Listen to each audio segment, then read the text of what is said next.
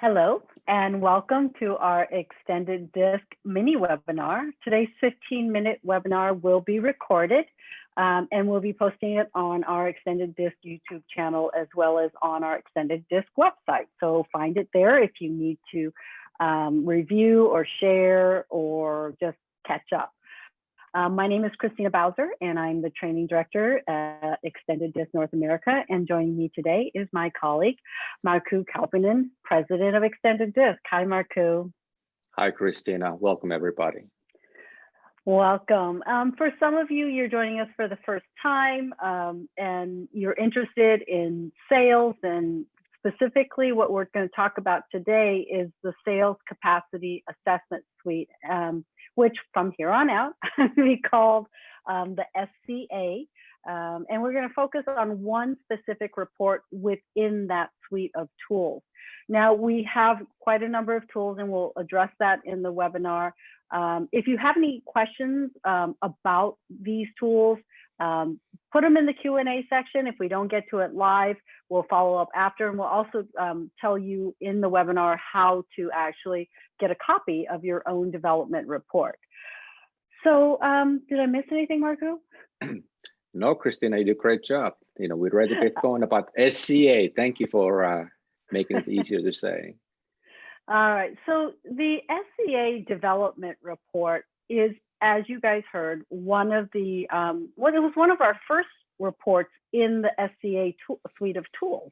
And it took off, I think, so well that it made us kind of rethink as we started to get feedback from our clients about what they loved about that specific report. And so that's kind of how the suite of tools came about. But we're going to kind of go back to the basics today and focus in on the development report itself. So Markku, tell us a little bit about what the whole Sales Capacity Assessment SCA suite of tools is based on, and just kind of a little introduction about it. Sure, thanks, Christina. So what happened with SCA is that we really wanted to make a tool that would be very intuitive and easy for our clients to use, in terms of not having to really focus on how to interpret the results, but rather focus on what to do with the results. If you already extended this client, the good news is that it's on the same platform. We call it the Things platform. So you're able to access the SCA and all of our DISC tools. And actually, we have a couple of tools on the DISC side that completely seamlessly integrate with the SCA. Now, this is not based on DISC. It's based on a completely different model, looking at who a salesperson is in terms of, like, if you want to hire somebody, want to develop them, how do we incorporate them in our sales team and really take our sales team to a different level. So it's really focused on a couple of things. One is their sales competencies and their what we call sales mindsets. And we'll also look at other things like the excuse index that we talk about in a moment. But the good news is this: person needs to complete the question only one time. And once they complete it, let's say it's a candidate, or existing employee, or we just want to look at their information from different angles, we can look at, like, I think we have, is it, Christina, 13 different individual reports, and I've lost count. You lost count. So the idea is that you get the information that you need, but the person needs to complete the question only one time. And here's the best news: you only pay per person, not per assessment. Exactly. And so Markku, today, just to throw you on the spot, we're just going to be highlighting some sections of the report. Obviously, if you want to take a look at the full report, we have that for you as well. So Markku, the first one that I am going to throw at you is the executive summary, the overall scores. And you can see here that there are 18 sales competencies. And these are these are specifically chosen competencies based on a lot of research. Some people have asked, well, why 18? Well, we want to focus on as many critical sales competencies as possible, but at some point in time, we don't want to overwhelm the person either. But the key to know about 18 sales competencies is we don't expect you and your salespeople to address all 18 at any one given time. So these scores are very intuitive. You can very clearly see right away, which scores will tend to be higher by the percentage and which scores will tend to be lower, and then the scores that kind of are in that neutral section. So what would you tell someone about overall scores, Markku? Well, like you said, the scores are very intuitive. We have 0 to 100% scale. Higher the score is, more competent the person is at this time with this competency. Like if I look at the left column there, I see goal orientation, handling objections. This person is scoring very, very high on those competencies. And like Christina, you just mentioned, what we need to do is we take these scores that are very easy to interpret and look at it in the context of what we need to do and what are the priorities for a salesperson. Like the one I always like to use, because prospecting, honestly, I believe nobody wants to prospect because it's a lot of work, but like prospecting, this person scores 57%. Now we have to put it in the context of, is prospecting important for us? If it is, actually that prospecting score is quite good, because we also have a benchmarks that our clients can compare these scores to, looking at different countries, different populations, even their own population. We can really take that score and see, how does this salesperson or this sales candidate rank against what we are looking for. But the bottom line here is that we are really providing scores that are easy to interpret, and then we just put it in the context of what we are trying to do in terms of what are the competencies that are most important for us, for our salespeople at this time. Yeah, and some of us, we like this kind of big, broad scope picture. We can make decisions right away. But then there's some of us that really want to understand, okay, what does a score mean? And if you look here, you can see that the 18 competences are further broken down, so you better understand what a high score is versus a low score. So if you go back to prospecting, which is what Markku addressed, the person in the beginning, this person has a score of 38%. And 38%, you can see clearly leans to the left side. And what that, and the low score clearly explains this person might have a reluctance to call on prospects. They have more of the mindset of a farmer, where they're more likely to wait for opportunities to show up. Someone who's going to cultivate their existing customers for more business. And not only does it show you what that 38% score for this individual means, it also shows you the other end of the spectrum. And so every one of these 18 competences has a high and low score, and then so that you can better understand this person's individual score. Anything you would add? No, that's right. We just want to make it very clear, so we don't have to try to figure out what the scores mean. We want to define in different places in different ways. So we don't want our clients have to refer to different materials. Everything is contained in the SCA report. Exactly. And then I think this is like what makes this report so amazing. So not only do we clearly define each of those 18 competences, and we explain what that score means in terms of the high and low range against the standard, but we actually provide an action plan, that helps you address that. If I do want to focus on prospecting, I see my score at 38%.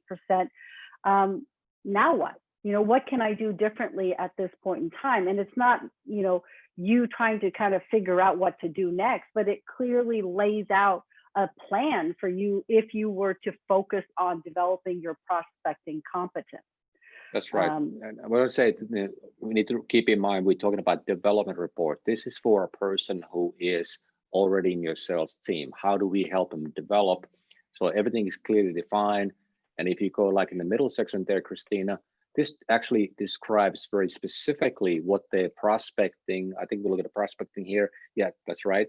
Prospecting, what it actually looks in practice, and what Christina just mentioned in the bottom third of the report for this page, we're really actually providing them with specific action items, how to develop this competency if it's relevant. And when you think about this SCA suite of assessment tools, again, this is development report.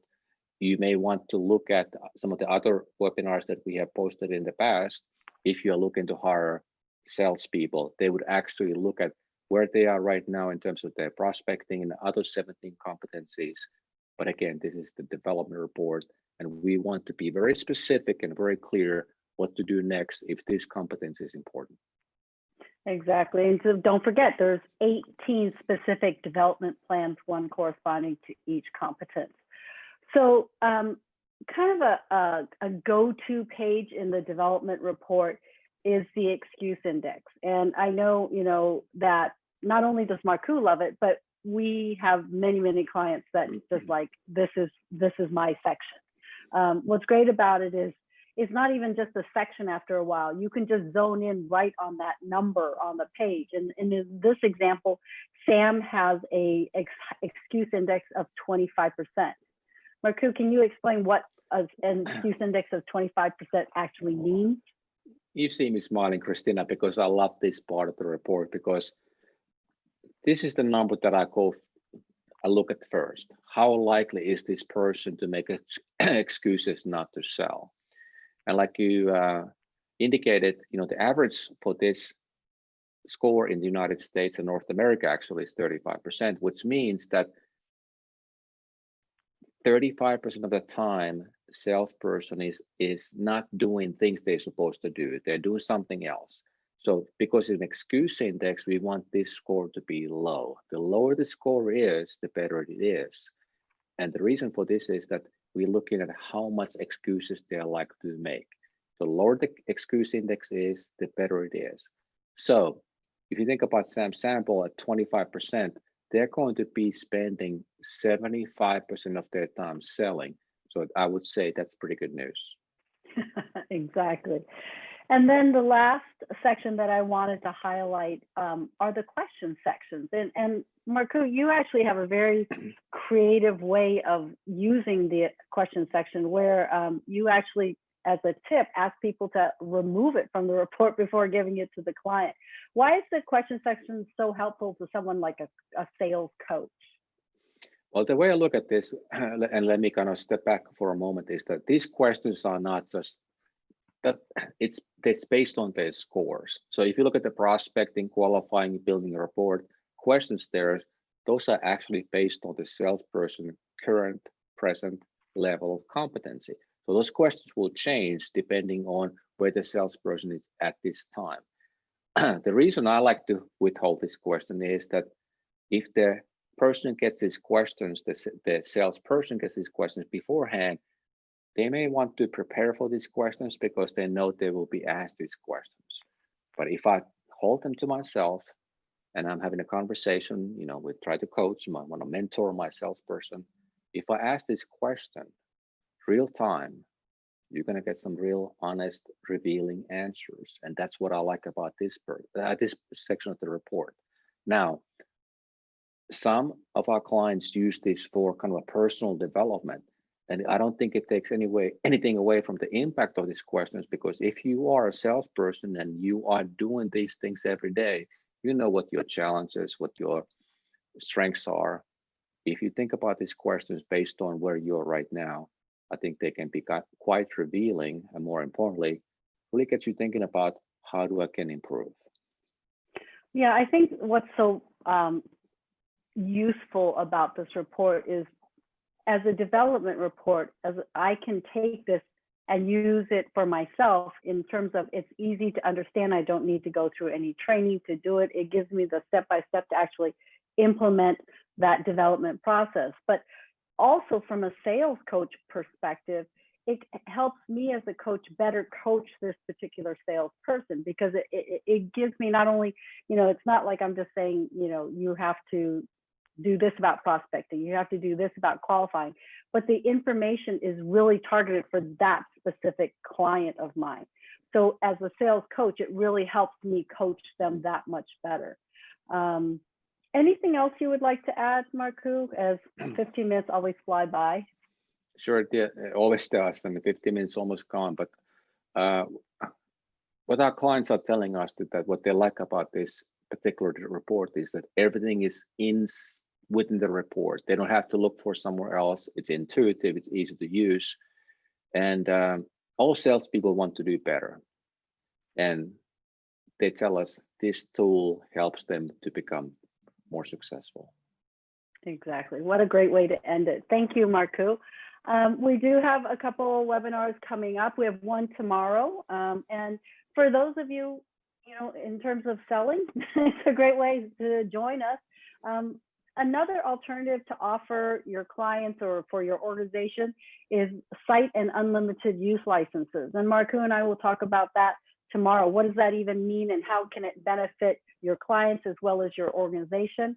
And we'll be kind of wrapping up our SCA series in the next couple of weeks, but we will focus on the other very popular and one of our reports that have been around for a little bit longer, which is the hiring report.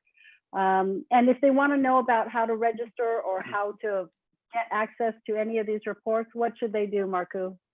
Extendedthis.org, go to the right top hand side of your screen, click on events, make sure you register, even if you can't make the date and time, because we'll promise we'll send you the recording after the webinar. All right. Thank you guys all for joining us today. Stay safe and we'll see you.